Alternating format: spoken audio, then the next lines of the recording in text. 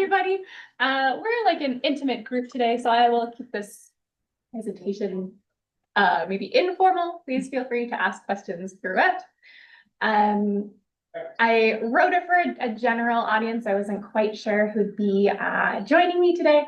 I know some of you are from the voc ed sector, so this won't be new information for you, so we can breeze through it or not as desired. I'll take temperature through Can you it. introduce yourself, Morgan? I was getting there. Oh, yes. I think someone's going to. Oh, that's me. All right. My boss. How's everyone doing? Yeah. Good. Awesome. Okay. Housekeeping for you. So Morgan will give 25-minute presentation. We'll introduce who she is in a second, and then we'll be hearing from, I believe, our friends in these two t-shirts here, Tanya, Linkletter, and Natasha MacDonald, Jill of all trades, breaking barriers and building futures. And we'll do 25 minutes of questions of all three of you at the end. So you each have 25 minutes, and then we'll do 25 minutes of questions from the audience at the end. Make sense? Great. So first up, we have, and I'm going to give you a 5-minute and a 2-minute warning for your 25 minutes. We're going to be tight for time.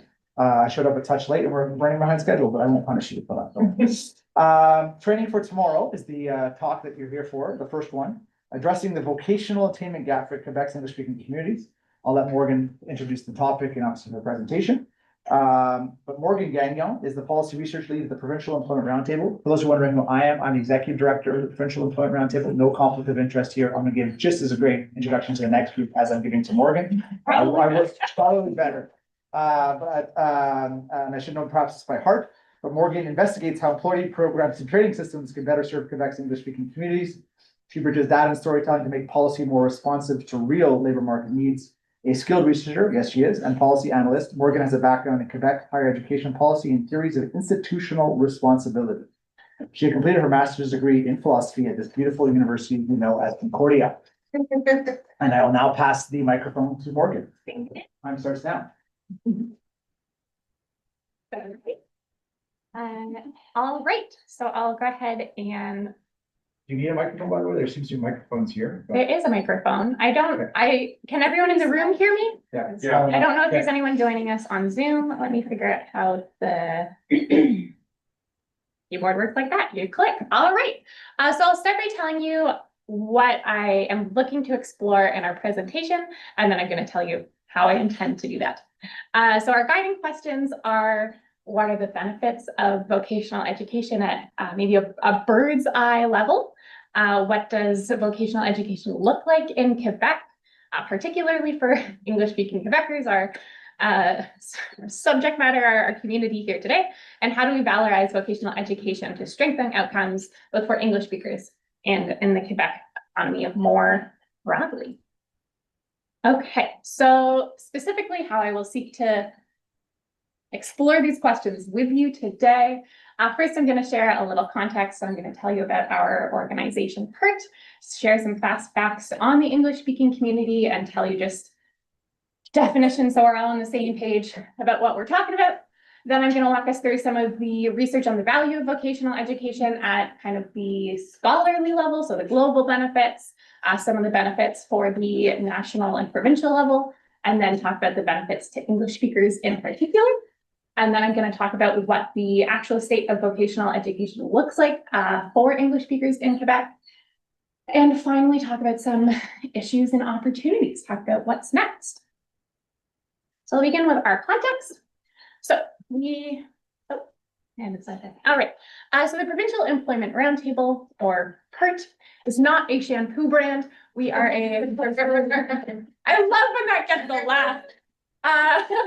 We are a nonprofit, multi-stakeholder initiative. So we bring together stakeholders from the education sector, from the employment service provision sector, from the employer sector, and from, what am I missing, the regional sector as well, or regional community organizations, to bring different groups around the table to address issues of employability and find solutions for employability for English speakers across Quebec. We have 3 key departments: research, communications, and our newest department is development, which seeks to explore and implement some of the solutions that we find through our research. So I'm going to tell you a little bit about the stats on the English-speaking community, so you have a broad picture of who we're talking about. This is a community that you belong to, so perhaps you see yourselves within it. So there's about 1.25 million English speakers in the Quebec population, making up just under 15% of the total population. About half are men, half are women. About 1/3 are immigrants and about 6.3% non-permanent residents. Over 1/3 are visible minorities. A small proportion are Indigenous, although I will say of the Indigenous population in Quebec, about 1/4 of that population speak English as their first official language. So the majority of English speakers live on the island of Montreal, but there are at least 1,000 English speakers in each of the 17 different regions. So we have pockets and communities certainly across Quebec. And finally, just over 2/3, just under 2/3, I should say, are bilingual.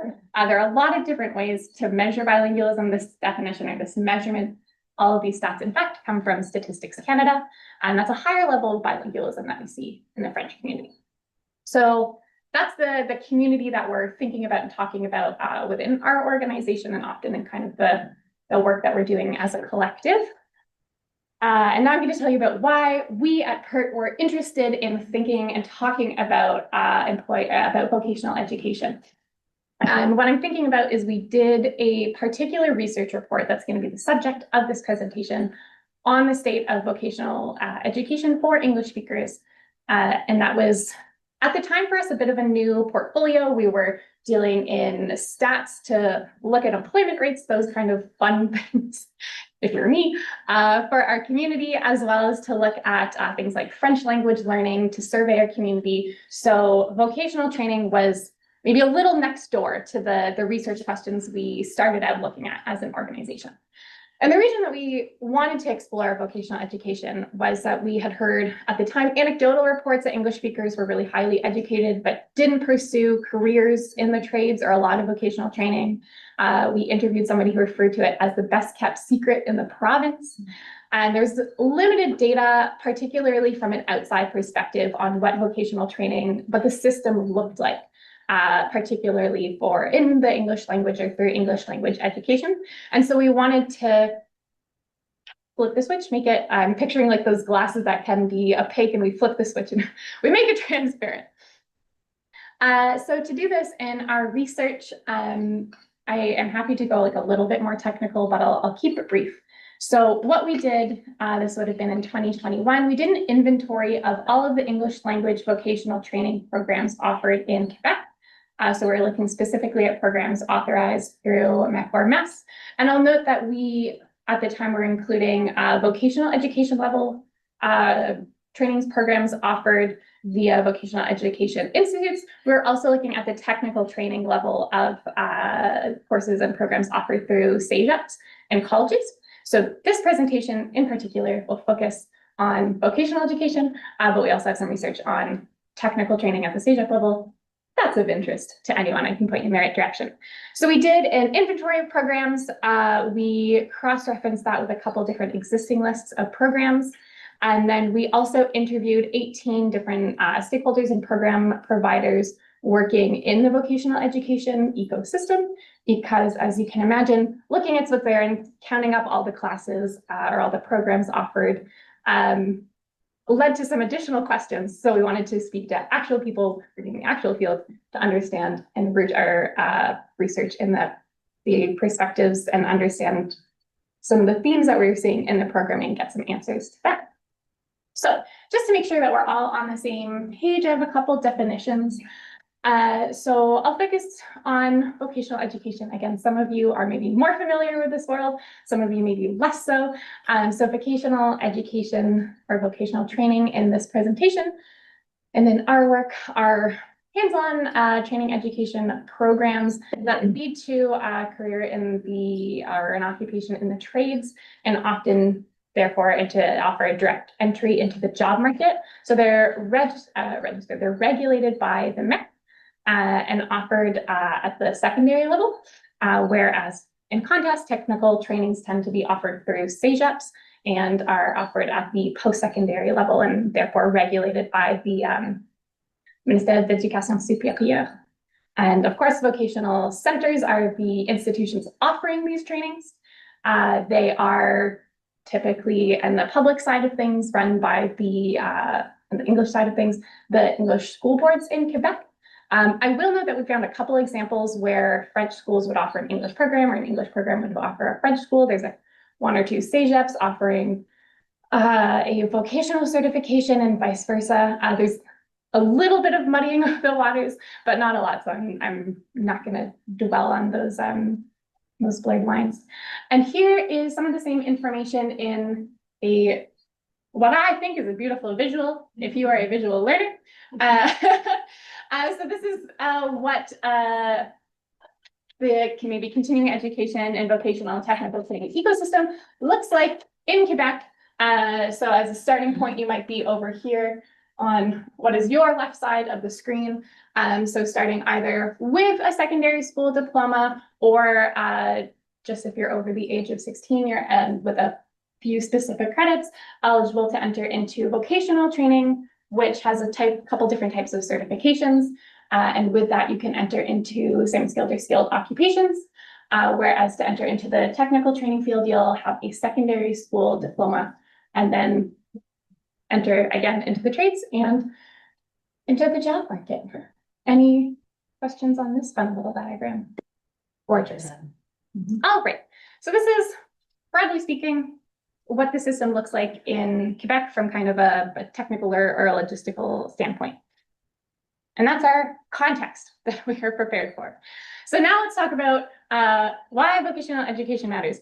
There are some people in the audience who know the answer to this question. I would like to say it, the large answer also that I will lead us to is that it matters very much.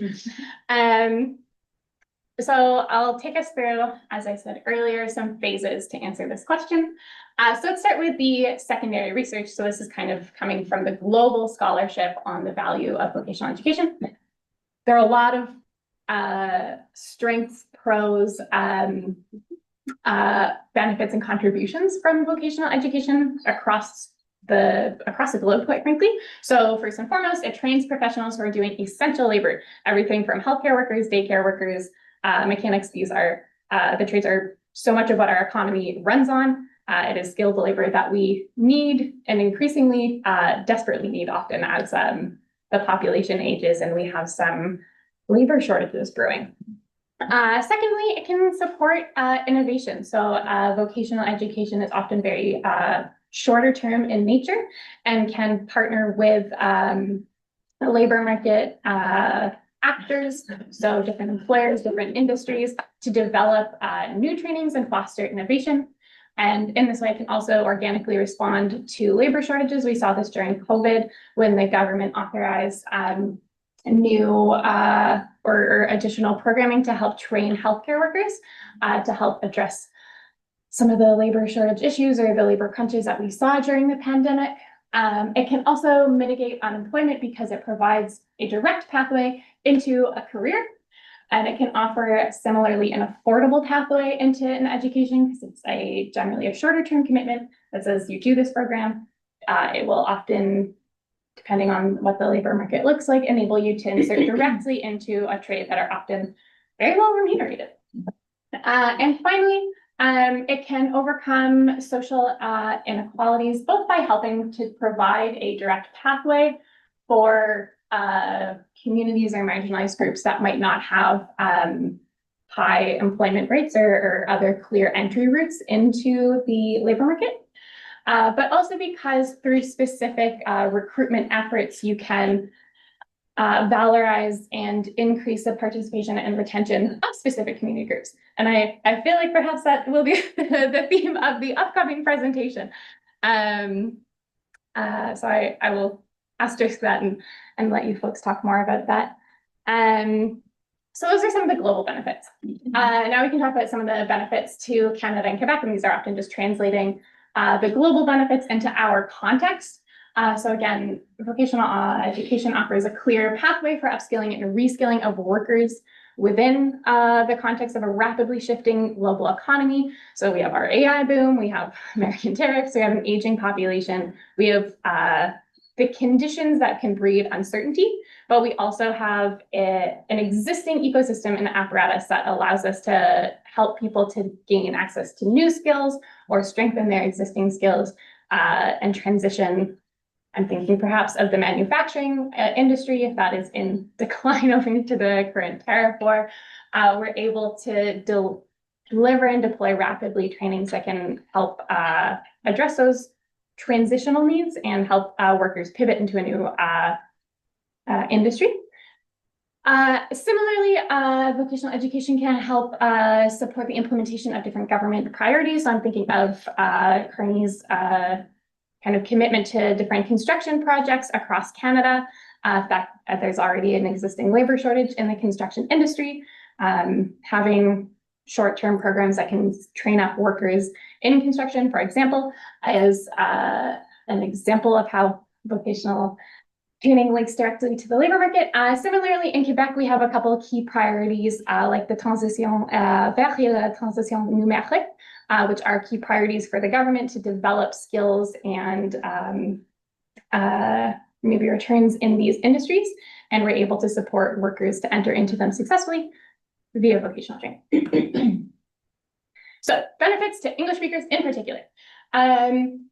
So we saw 2 slides ago that vocational training can be a great way to address unemployment, particularly because it offers a direct pathway into the labor market, which is pertinent to English-speaking Quebecers because English-speaking Quebecers experience employment disparities as compared to French speakers in the province. So English speakers make up about 15% of the total population in Quebec, but 22.7% of the total unemployed population.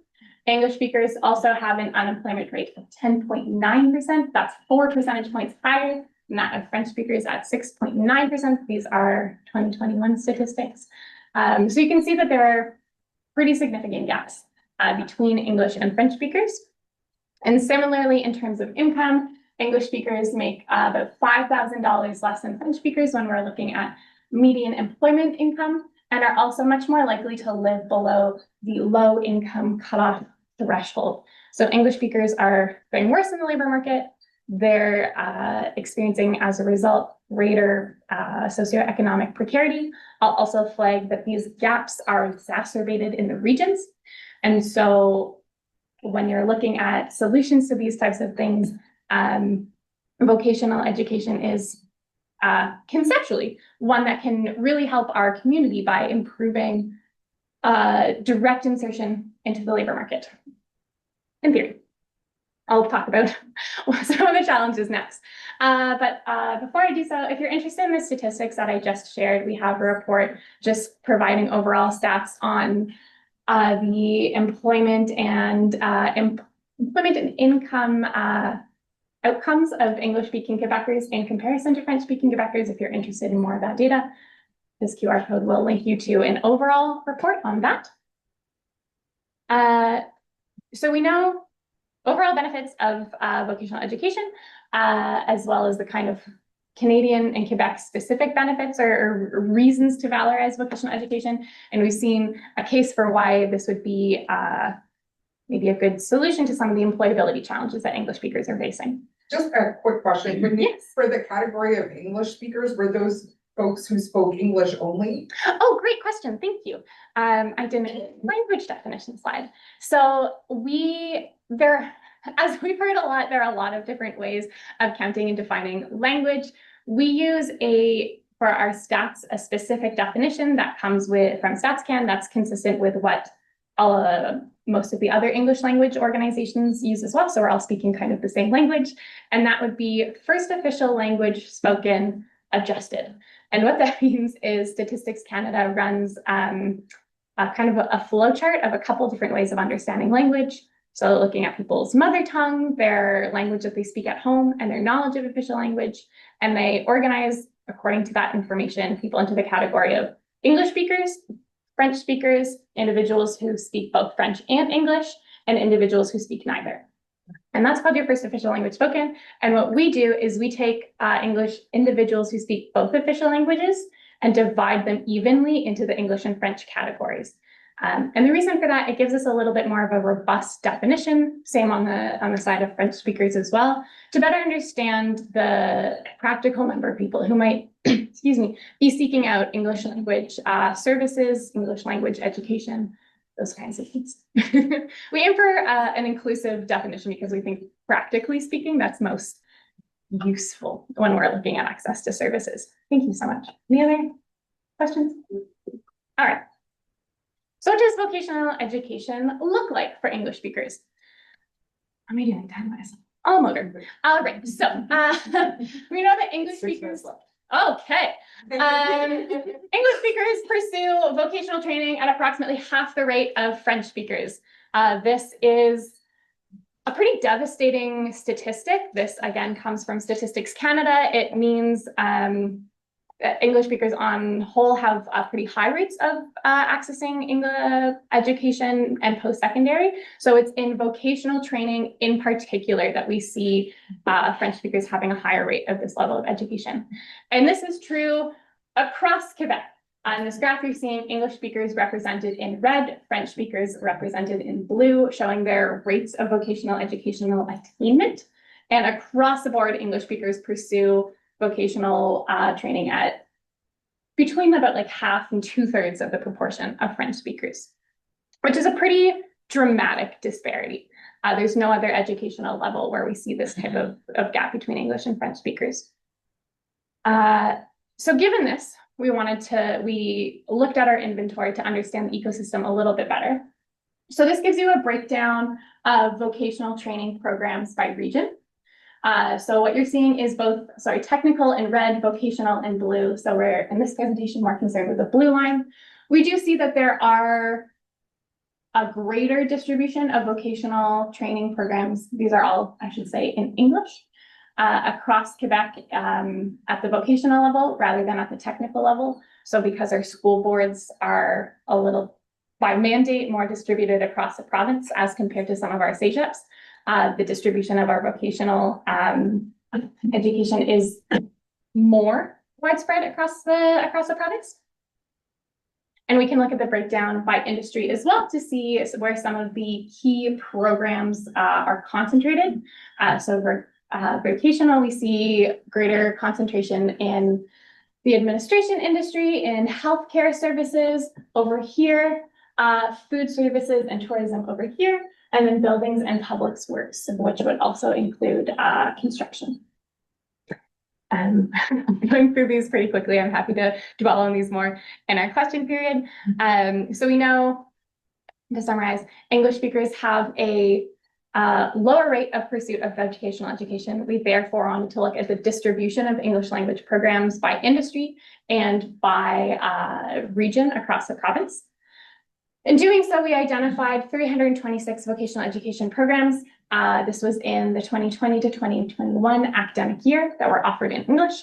But I'll note a huge distinction that these were programs that were offered, not necessarily programs that were run, meaning that the different school boards, different institutions might have the authorization to run a specific program, but aren't able to if they don't meet, for example, certain enrollment thresholds. The largest share of programs were in administration, commerce, and computer technology, and the largest concentration of vocational programs were in Montreal. And the regions of Bas-Saint-Laurent, Saguenay, La-Louvière, and Santé-Québec did not have any English language programming in vocational education whatsoever. If you're interested in reading more in depth, this is a link to our report on vocational and technical training. I'll note that this presentation has some updated statistics. So the numbers that you're seeing, for example, on the rates of vocational education are from 2021. This had a slightly older data set in terms of rates of pursuit of vocational education. Okay, I can do this. Where do we go from here? So we looked at kind of the distribution of programs. We were interested to see what kind of the landscape looked at. And at that point was when we zoomed out, and as I said in my methodology section, we spoke to some experts in the field, program providers, to understand what was happening. Why do English speakers have this lower rate of vocational education attainment? Why are programs distributed in the way that they are? Those kinds of things.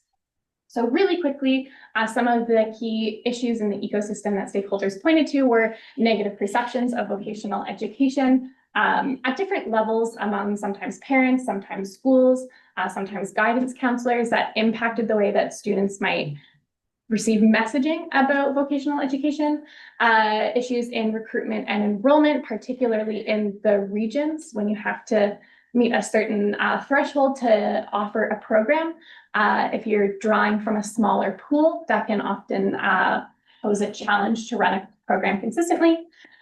We heard issues surrounding language, both in access to English language educational resources and capacities to include or not students who weren't fluent in French, depending on the program of choice. In healthcare, for example, there's a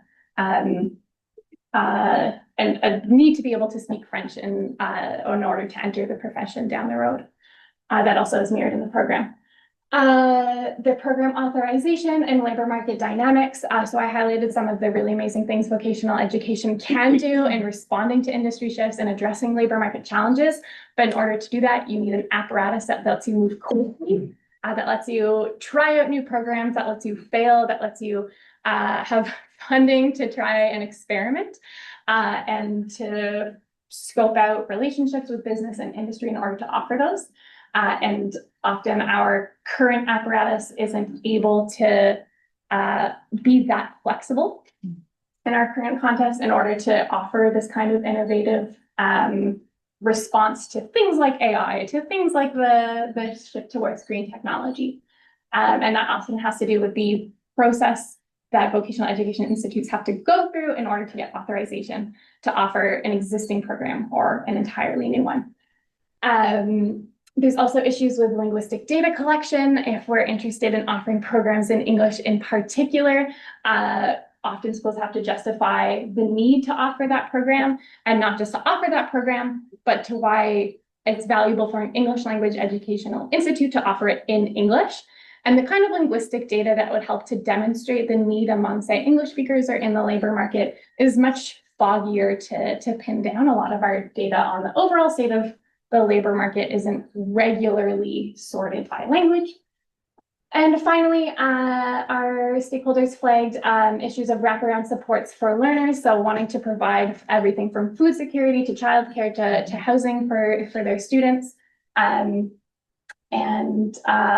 ensuring that they were kind of prepared to start this educational journey with the resources that they were coming in with in the first place. Yeah, final minute. Yes, opportunities, final minute. Some exciting things. This is just to tether or maybe take the issues that I flagged in the previous slide and invert it to highlight some of the ways that we can continue to take what is already a strong community grounded ecosystem and hopefully help it to respond to some of the weird things that are going on in our labor market right now. So that would include continuing to and strengthening our valorization of the trades across all levels of education, supporting French language learning within or in parallel to a vocational education such that English speakers who maybe don't have strongest French skills can pursue this trade and be prepared to enter into the French language labor market upon obtaining their vocational degree. A huge strength of vocational education is the community connection and the community support offered by institutions that we have heard consistently offers a sense of belonging, a sense of community that helps students to root themselves personally and professionally. And then more broadly, through all of these kind of individual actions, we hope to see improved labor market integration of English speakers via the trades and our community and our province's better ability to respond to labor market chaos in the form of AI, green transition, tariffs, aging population, etc. I will perhaps leave it there and as my time has expired and turn it over to my colleagues. Good job. Okay, oh, we got some Zoom happening. Hi, everyone. Do you have a deck that we're up here for you? If you Okay. know. And they will be. Show you how. Okay. It should, it should be saved on the desktop. Yeah. There you go. And then we'll probably have to do it. Show all trades, share screen. Tell me to share. I can jump in if you'd rather. You got it? Oh, sorry, I didn't realize that I didn't. You made it up. All right. Well, next up, we have Jill of all trades. It's a similar theme, an angle, breaking barriers, building futures. So we have two speakers, Tanya Linkletter. You, okay, great, and Natasha MacDonald. So first up, Natasha to my left has been responsible for project development at Riverside School Board for more than 15 years. Drawing on her experience in communications and community development, she is passionate about building relationships in the field of adult education. Known for her approachable style and genuine desire to connect, she brings creativity, care, and collaboration to everything she does. Whether launching new initiatives, working with partners, or creating meaningful opportunities for learners and for educators. We also have Tanya Linkletter, she's a dedicated educator and advocate for lifelong learning, graduate of University of Calgary, my hometown, where I was born. But I moved here when I was 4, so I don't really consider myself a Calgary. With a major in psychology with Shout Out Flames. And she holds a diploma in art therapy from the Vancouver Art Therapy Institute, as well as a TESOL certificate. She began her career in Quebec as a private English second language teacher before joining Carrefour Jeunesse as a youth counselor, an experience that deepened her passion for supporting young adults within the province's education system. Since 2018, Tanya has served as a project development officer with the Riverside School Board. And Tanya's work reflects a deep commitment to educational accessibility, student empowerment, and the belief that meaningful learning opportunities can transform lives. You will have 25 minutes plus a couple more generous Morgan minutes. Sorry. And then we'll do questions at the end, so please hold your questions at the end. You made ourselves sound very fancy in our binders.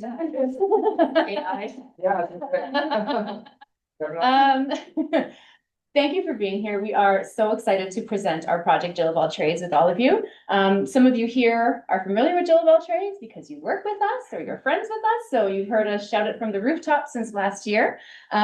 So for those of you who are not familiar with it, rather than us tell you about it, because we're going to be talking for the next 20 minutes, we'd like to show you a video that explains what Jill of All Trades is.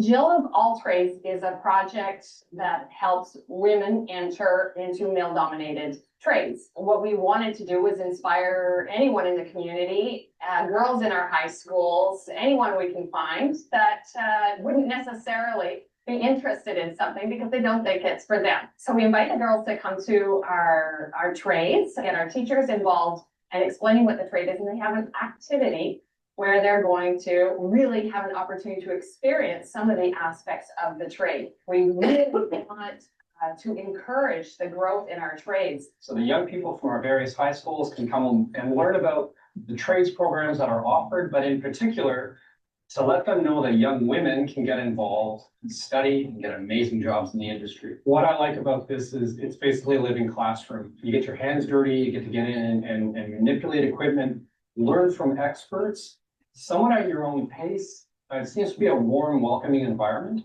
And I just like the fact that they combine theory and practical in a way that seems attractive to young people. So I think it's very important for us to have representation and to have people speaking to young girls who are looking towards what future careers they would be interested in. When I was younger, I didn't have any programs like this to introduce programs to women that say, hey, even though it's mostly men, we're still here, we're still included, you know, we're here. So women do bring something different to the trade. So we're able to think about things differently, to view things differently, to approach things in a different manner as well. I started off in CEDEC, and CEDEC was not for me. I came to the trade because I did like what I was learning in CEDEC, but there's the trade version of it. I'm somebody with ADD, so like constantly learning the same thing will get me bored and unmotivated. So honestly, learning multiple things gets me super interested. And at the same time, in the job field that I'm gonna be going into, it's all the things that you're learning is gonna be in the job. With the trades constantly evolving, we're seeing that more women are eager to discover them and to really get their feet wet and to dive into them. And by doing so, we're stimulating economic growth. We're helping fill those seats that are literally quite empty in some of these trades. And we're filling them with people who are eager and people who are excited to be in these trades. By having more women in these male-dominated trades, we're creating role models and inspiring other women to realize that they can also do this too.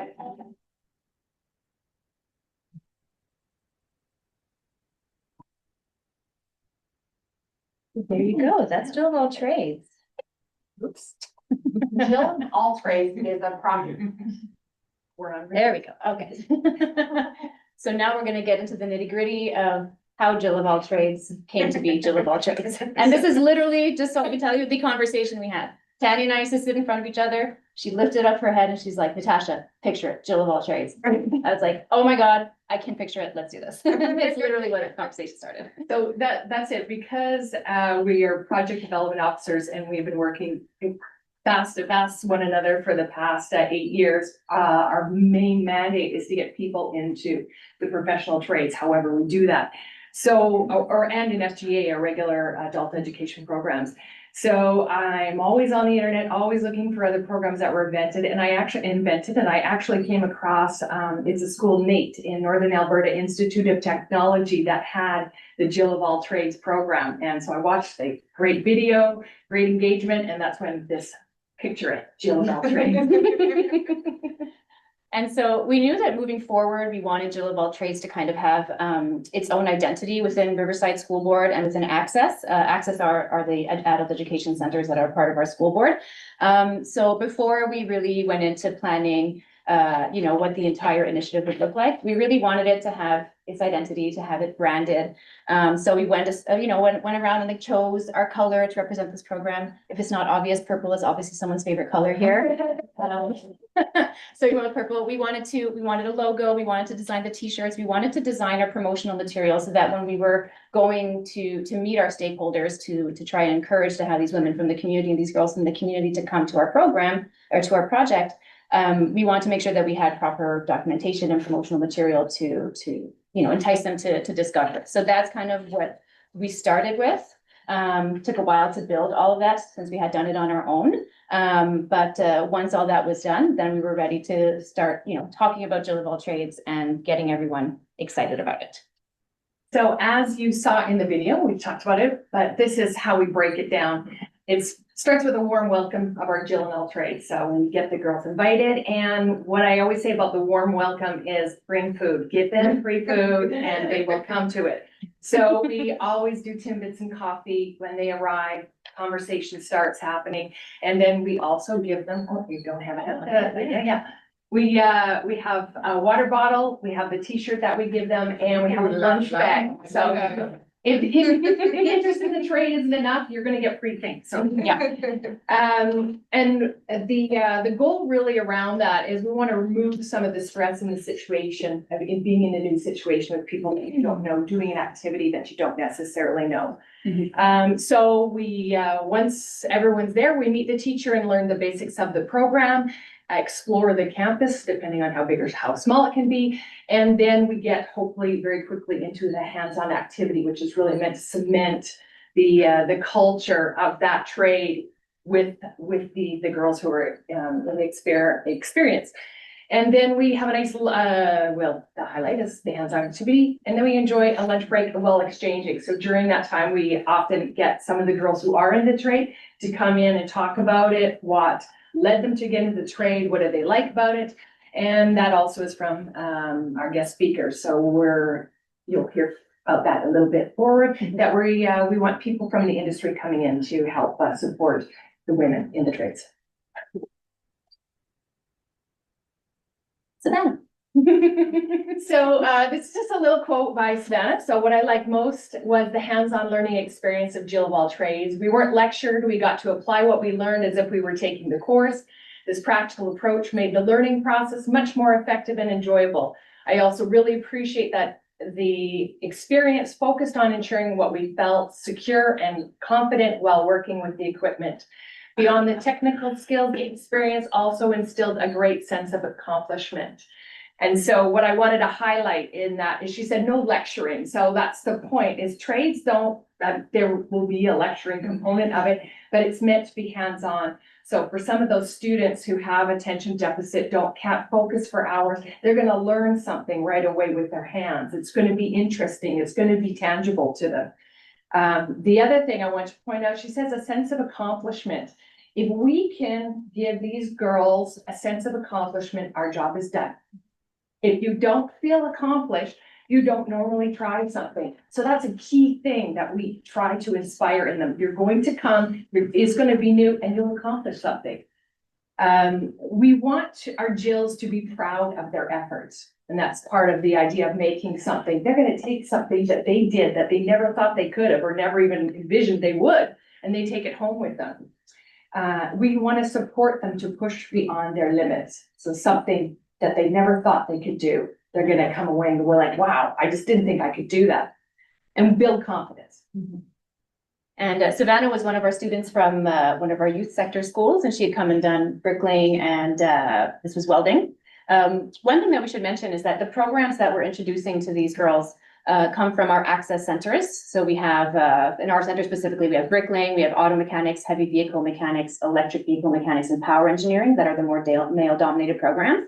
But we also visit New Frontier School Board, which is another English school board in the Montérégie, where they have welding. So that's where we went there. And they'll also be doing carpentry, and landscaping as well. So we're kind of working alongside with them to bring these to life. And I like what you mentioned too about building confidence, because, you know, one of the goals obviously of this initiative is that we want to encourage women and girls to discover these trades and then eventually decide to perhaps pursue a career in these trades. We know not every girl that comes through this program will. There was one in particular who had done our bricklaying program, Sharifa. She was one of our AGE students at Access. And she wanted to build her own fire pit in her backyard and had no idea where to start. So she was like, I'm going to come learn a little bit about bricklaying. And she left there with the confidence of knowing that now I can go buy my materials and I know what I need to do to build my own little fire pit at home. So everyone kind of has their own, his own diet for wanting to participate. So the impact of Jill of all trades, when we started talking about this and bringing it to life, we wanted to show like the impact that it would have and how it could shift our society. We didn't want it just to be seen as like a rah, rah, rah, girl power, we can do it too. Okay, even though of course, it's a fun component of it, but we wanted to see the impact that it would have in our society and in our centers. So we were looking at how it impacts career and economic growth, income equality, gender equality. It shifts the social norms. It creates role models. And it diversifies the teams in these industries. And we know, for example, that teams that are a little more diverse, they have different ideas that they bring to the table. They have different lived experiences, different opinions. They're more creative. They're better at problem solving when you have a variety of different people in your field. So that was something that was really important. And shifting the social norms, challenging what a tradesperson looks like. The trades are still very stigmatized. We kind of saw it in your presentation, Morgan. It's not always seen as the most valuable option for people. And we're kind of just trying to shift that narrative of what a tradesperson looks like, that different people can lead, different people can have, really rewarding careers in all these different fields. So just a few numbers. There's a lot of information if you wanted to look about economic and employment equality, but I didn't want to go into too much of it today because we do only have 20 minutes. But when you look at the women who work in construction trades, these are statistics from the CCQ. 4% of women are employed in the construction trades. What I found really cool though is that 10% are entering the trades. So 10% are entering construction trades to learn how to work in this area. So that will inevitably then shift that 4% upwards. Automotive trades, 6.4%, auto body repair, 2.5%. In metalworking, 2.1, 4.6, 5.8. So we still see that obviously the women that are working in these trades are very like underrepresented in these types of trades. It's not, I don't find it's necessarily a shocking or surprising statistic because these trades are not typically marketed towards women that much. And one thing that we really do love about Jill of All Trades is that, you know, it's one thing to, for example, market your program and stick a picture of a girl doing bricklaying and saying, well, there you go, I checked the box, I've used a woman in my ad, and now women can do construction too. I mean, you're doing it, you're diversifying your marketing, but Jill of All Trades really gives them the opportunity to try it and the opportunity to dive in and to see if it's something that's really meant for them. So that was really important for us. So one of the things that we start with is great, you know, let's do this project, but who are your participants going to be and how are you going to get them? And we've experienced this all the time. We come up with a great project, but how do people know about it and who's going to participate? So we approached our high schools. We have 4 high schools at Riverside, and we approached the counselors in there. We introduced them to what the project is. Are your girls going to be interested? We go to our adult sectors as well and work with our teachers. Is there anyone in the classroom you think might be interested? And then social media, our communications expert right here, trying to put out the word that anyone can come. And we're going to look at it, but it's also use ambassadors. We have one of our great ambassadors here in this room. So as long as someone is talking about it, we can get people talking about it and someone asking a question, what is this Jill of All Trades? It's open to anybody and we want you to be there. So inevitably, when we do a project, we have to look at, we run it 3 times now. And so what are the challenges that we're facing? So like I just mentioned, recruitment. And I said in the past and often, it's like build it and they will come. That's not true. That's not true in adult education. We need to canvass our school staff and use influencers over and over again. We need to use some of the problems that we had is our teachers. So we can say, this is what we want to do. And they're like, sure, but they're teachers. They're not necessarily someone who's going to come out and give you some wow factor. So we really have to work with them and create an activity that's going to be interesting. Because if not, now you've taken these girls, said it's going to be fun, and they're sitting in a classroom with someone going blah, blah, blah, blah, blah. And they're trying not to pull up their phones and scroll through and find something. So this was honestly one of the hardest things that we've done. Some programs will really lend themselves to an interesting activity and go down and show the bowling line. Oh, we didn't have any videos of it, but we created this in welding and with our partners it's a candle holder. All the girls got to bring one home. And so that's what we always say. It's like, give them something tangible at the end because it just makes the experience more interesting. And the one you saw in the video was in our power engineering program, which was terribly frightening. We had open flames and, you know. Welding was really scary too. And then we also did bricklaying. But we couldn't take, you can take them a brick. They laid a wall, but that's what we said. So there's still something to work with them there. How can we give them something a little bit more well-rounded so they have something to take home other than, you know, something you can find in your backyard? I mean, that's where I found mine. Yeah, we were very excited. We brought our stuff back to the school board and we walked around on the 2nd floor of the DG office. We're like, look at the candle holder we made. And it was, you know, we felt proud. We're hoping that the girls were feeling proud as well. So I think that's what I've got. And the last thing I want to say about the activity though, is it has to be challenging as well. It can't be something easy, but it has to be accomplishable so that you're going, and that's what I said when we went into the welding. I was terrified, absolutely terrified.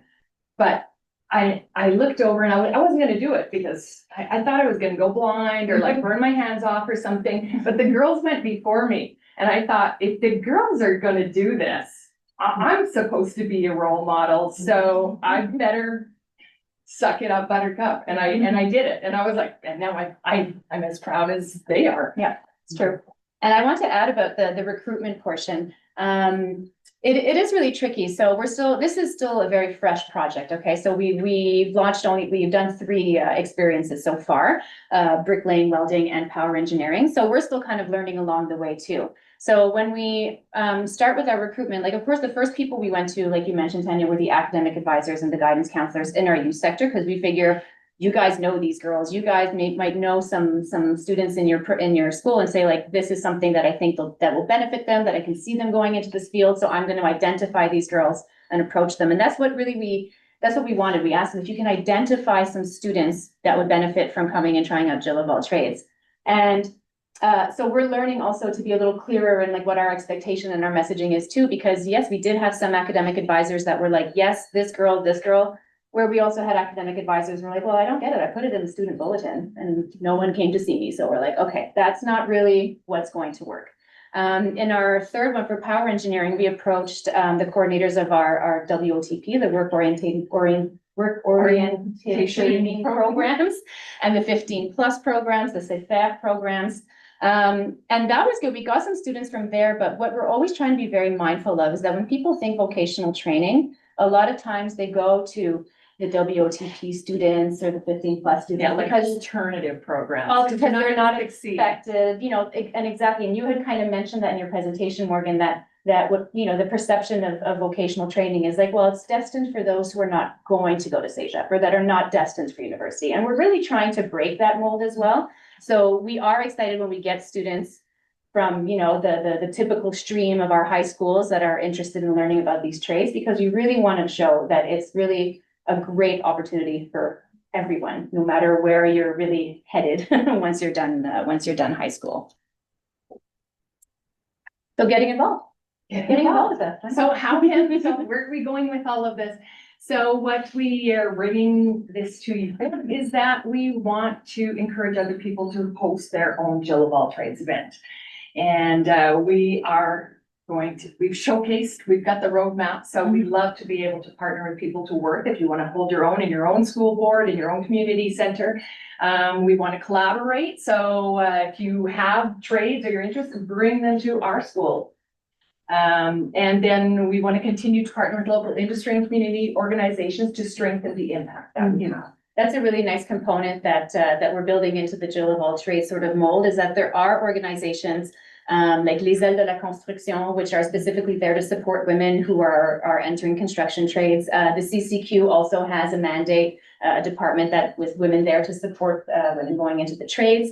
There's Les Industriels, which is a local organization that supports women going into the metal trades like welding. There's one for there's women in HVAC in Canada or something of the sorts as well. So there's different partners in the community that these women can come and talk to our Jills, talk to your Jills if ever you want to do one of your own, and who can just kind of really heighten that message, that this trade is also for you, that if you need support, if something seems scary or anything like that, that they are there to support you. And also, if you're doing your own Jill of all trades and you're looking for students or graduates that have completed or are studying these male-dominated trades, we're happy to put you in contact with them as well. Like you saw in our video, we have 2 in power engineering who are always very eager to share their experience as to why they chose these trades and why they enjoy these trades so much. So you're always welcome to reach out to us. And that's it. This is kind of how you can get in touch with us if ever you'd like. So if you follow us on social media, we don't have a specific Jill of all trades social media channel yet. It might be in the works. But if you follow Access on Facebook or Instagram, you will see regular updates about Jill of all trades, photos, interviews, testimonies, new events that are coming. You can visit our website. It is a little specific website on Google Sites that you can come and learn more. And feel free to contact us directly, jote@riversb.qc.ca. We'd love to, get in touch and really kind of broaden this project. It's something that started out small, and we're seeing that it has the momentum to build, maybe the momentum to regionalize, to go and get more women from different programs. What did you say? Regional, yes. Yeah, totally time. Provincial, national, international. Oh my God. Jill of all trades incorporated. So we see that there's growth. We're hearing that there's growth. There's interest that's being generated, and we are very excited to grow alongside this project, because if you haven't noticed, it's something we're very passionate about. Yes, we've been talking about these presentations, and we're very excited. So thank you very much. You, awesome.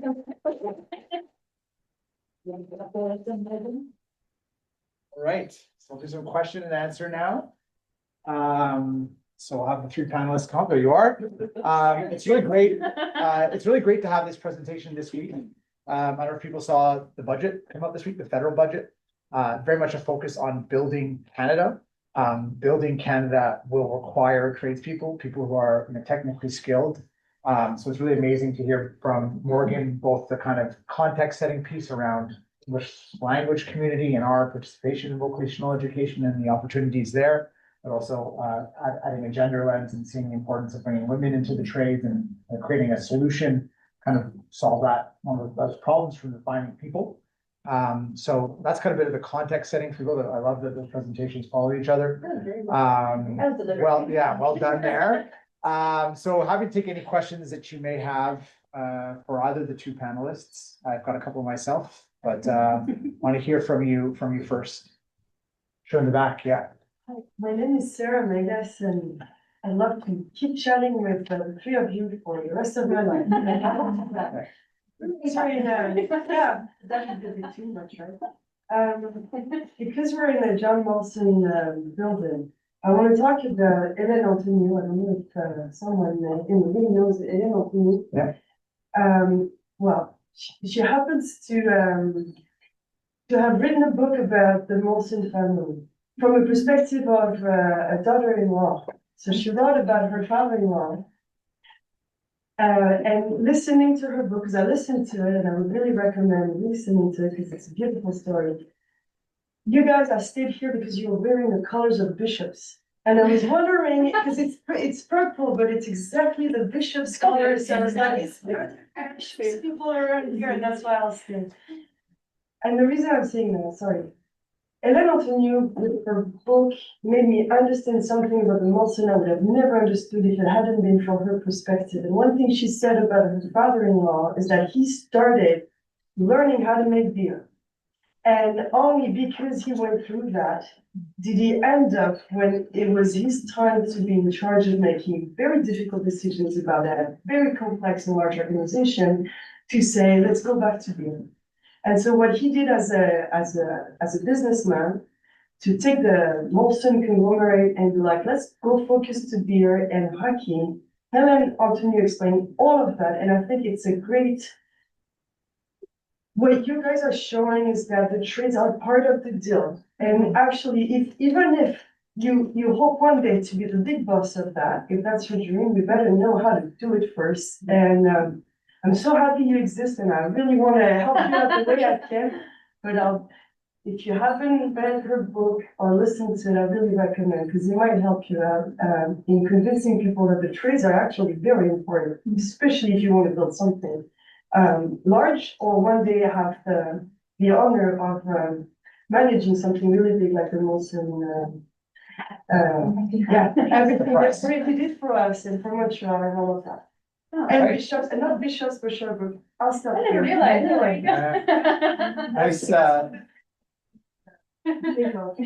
Nice comment there, and certainly anecdote, but obviously inspiring stories can be important. That was for the end of your session, so you were early, but there you go. Any other questions or comments? Obviously, comments are welcome as well. Yeah, in the back there. Hi.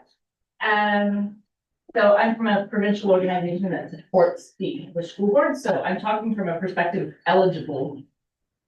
The Anglophone community eligible for English education, but how do we destigmatize vocational education? Because it's a huge, I think, in our community, and to show that it's a pathway, not an end, and you can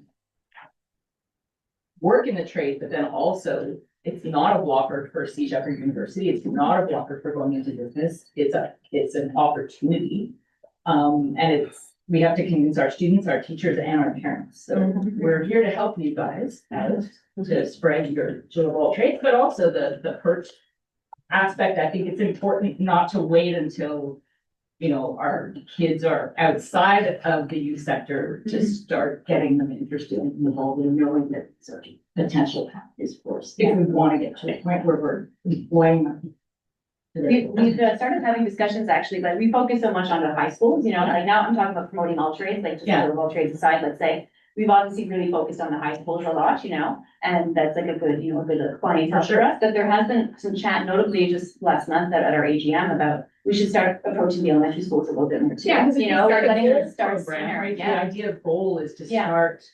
Yeah. When kids are younger.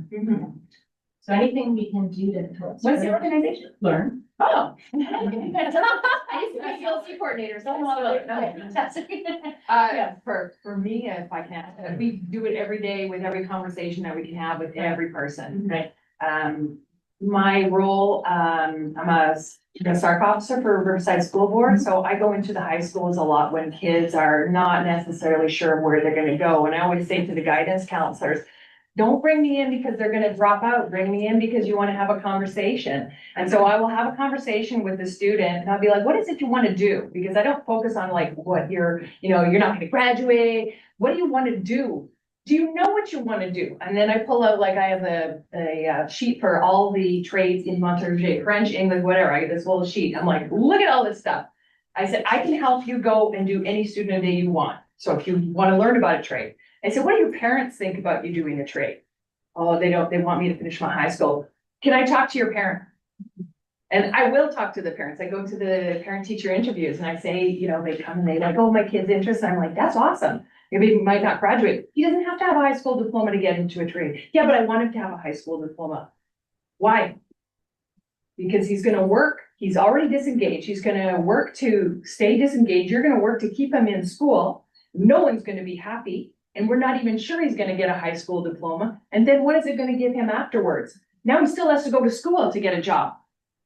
But what if I tell you, your kid can leave school right now, get into a trade where he's doing something, where he's engaged. It's a community. The trades, when you're in them, is a community of people around. Now he's interested. Now he's engaged in school. And in a year and a half, he's gonna come out and have a job. And if he wants to, now it's gonna be easier for him to go back to high school and get his high school diploma. And then it can go on. It's not stopping you from continuing to learn. It's providing you an opportunity to learn, make money, which all kids say they want to do. I want to make money. They learn, make money. They want to be rich. They just want to be rich. Yeah. So, and that's why I said, we just keep having those conversations. We have them with the parents, we have them with the kids, we have them with anybody who listens, that trades are a choice. It's not an alternative. It's a choice. I want to be that. And it still is, I mean, it's still stigmatized, like, yeah, like you mentioned, like, you know, it's mostly the parents sometimes that need to be convinced, right?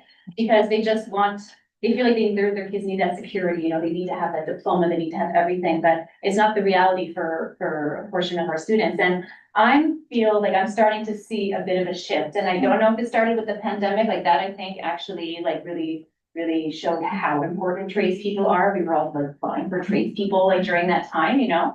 But I'm starting to see it. We go into the high schools at least once a year and we do career fairs, and I'll just like access, it's what I know, but like I'm actually a Riverside student. I did my elementary and high school at Riverside, and I remember when I was in high school, if I found out people were going to access, they were going to the BOGO school. That was literally what people were calling it. And years ago, I would go into the high school still too and start promoting access. And sometimes I'd have students come up to me like, oh, that's the school where the dumb kids go. You know, like it was so negative. But now in the last couple of years, I'm really seeing a shift, and the students are coming and they're asking us questions, and they seem legitimately interested in learning about all these different kinds of trades. And since it's gone kind of full circle, we've been around for over 40 years. Some of these students now are like, oh, my mom studied at Access and now she's working as a nurse. Or, oh, my dad, he has his own construction company. He studied at Access. And we're like, oh, cool. He's happy. He loves it. And they want to learn more. So there is a bit of a shift happening, but there's still lots of work to be done. But we're getting the messages out there as much as we can, basically. I'm just curious, does it need to be an either or situation? I was a high school teacher in Ontario, and we had what was called the specialist high skills majors program. And you could get your high school diploma and learn a trade at the same time. And they were paying students. There were paid co-ops. I mean, Yeah, like I personally, as a mom, I'm listening to you and I'm like, yeah, I'd love my daughter to go into a trade, but I'm like, as a former high school teacher, they're a university professor, but I want her to complete her high school diploma. Oh, like, is it, Yeah, you can come from the house. I don't know what they call it in English. Concurrent. Concurrent studies, yeah, where you can earn your high school diploma while you're studying. So you modify Right. a program, so Yeah. 3 days into the regular AG schedule and then 2 days into the trade program. But very hard to run. Hi, I'm a commissioner at Lester V. Pearson. I represent a very high level of low income ward, but traditionally trade ward, LaSalle, Verdun, and Monza. Your presentation made me cry. I was so really quick, and I don't want to cry again. Okay, so,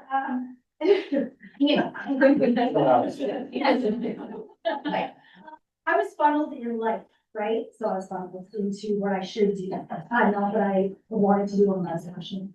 When I grew up in high school, we had ITT. Right? It was Yeah. my favorite class. Woodworking. ITT and art. So to say that, but I ended up going to business administration, management, marketing, and public relations, like all these things. And you know, I'm that multifaceted person that Tula was talking about before. But as I've now like evolved in life, had my child and things like that, had my own house, had my own things. My family were farmers. My father could have been an engineer, but he was a jack of all trades. He builds everything and fixes everything. So I was always around these types of things throughout my life, always monitoring, watching, but always like pushed to the side. Okay, so you understand the thing. Just like you can watch, but don't ask too many questions and don't talk. And so now as an adult, or as an adult, as older adult, as an older adult, trades fascinate me as a woman. Okay, I love welding, I love bricklaying, I like do these things a little bit on my own. I like fixing things, but I have no formal training, and I'm starting to envision myself being too old to do these things. So when we start talking about audiences, marketing and welcoming everybody, I see you're targeting these high school students. And we talk about our budget, right? And we talk about that coming, and we talk about the evolution of artificial intelligence, new technologies, things like that. And now we have, and this is something that's been top of mind for the past few years, because I do have a background in very male-dominated industries. You know, one of them being technology, is my concern for women between the ages of 43, 45, and 65 years old, who are out excessively as this job market evolves, and that's something that I want to be targeting you guys about. But at a school board level, I'm constantly saying why, and I've been saying this as a parent, because my child is now in high school, but as a parent, why are you not targeting the trades towards the girls? Why are you not? And we're slowly advancing, and we have some of these things, but what you do is my dream. So to continue on that, I participate, like I did CLC, I was an animator. So at the younger levels, I was doing things with all of the kids, but really focusing on STEM stuff, but building Lego and things like that, and focusing on the girls within that and trying to encourage them into these activities. I also worked for the Carrefour Jeunesse Emploi, and 2 years ago built up a program for bike mechanics. So it was the introduction of this skills-based and the French language introduction in society, offering this community service, making youth autonomous, getting them in uncomfortable situations where they had to practice this language, but they weren't actually shy in the end to practice the language, because everybody was talking all sorts of different languages, and the clients were helping the students and things like that. It was actually a very successful program, but we couldn't get funding, so we couldn't continue the program. And what ended up happening, what I found interesting, I was talking to Chris before, is when I put the call out for staff through summer employment and things like that, my 5 leaders were all young women. The majority of applications were from young women to come, and the reason that they wanted to come is like, I want to try to learn how to fix bikes. I want to learn how to have manual skills.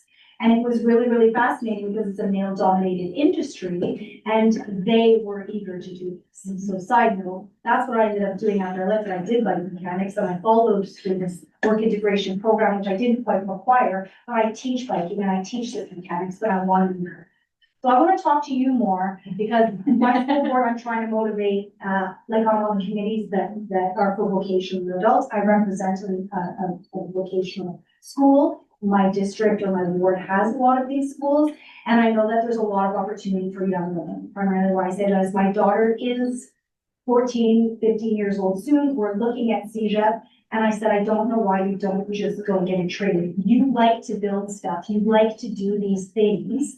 Why don't you just see, because what it is a stepping stone for you later. You can get this job now, you can do these things now, you can understand how to build a house, how to put these pieces together. You can become an engineer without being an engineer, and then you could go into engineering after and pay for it and not worry about having all the student debt. So it's just to say, like, I want to talk more. We're like, and We I want want you to. us to come to my schools where I want to bus my kids over to see. Lester B, you said, right? Yes. Awesome, very cool. I think it's a really interesting comment. One question that brings to my mind, you kind of didn't cover it in your slide, not to put you on the spot in any way, but how are you measuring like impact and outcomes? And I said it only because if you wanted to pitch funding, a replicable funding model for it to be in other school boards, for example, how do you see that how do you see that growing? Or how do you thought about that? Yeah, we're still really in the baby stage right now, infant stage. But we were actually talking about just yesterday that like eventually, the more this grows, we would like to do a follow-up and see like, you know, if anyone who's participated, did they actually decide to like go into a trade or anything of the sorts, you know, so kind of keeping tabs on those who have participated. For the time being, it has only been high school students, right? AGs. And HE, yes, and our adult general education students, so it's easy for us to kind of follow suit and see what the reality will be for them, and we'll decide to continue. But I think to grow. even what you were saying is like, we want to go outside of it. We don't want to just be in our high schools. And we always, Intergenerational. Yeah, obviously. Decorative. Come on. put that out to the community all the time, like in our social media posts. We've got posts, we've got this going on.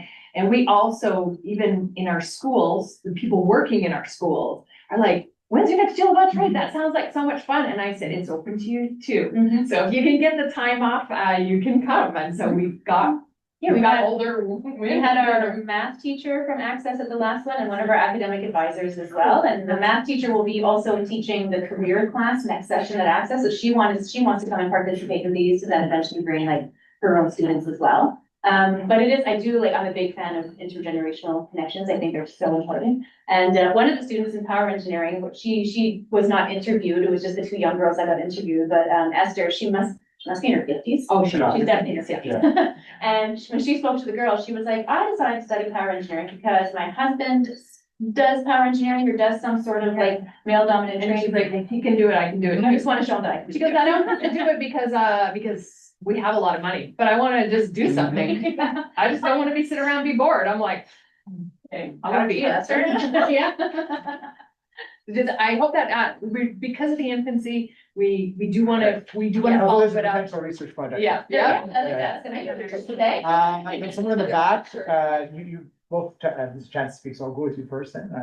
But you're answering to go back to PERT, I wonder, what do you do with those who are here and still in under like temporary visas, and if they're hoping to also upskill or learn that, but they really know that they could be welcome?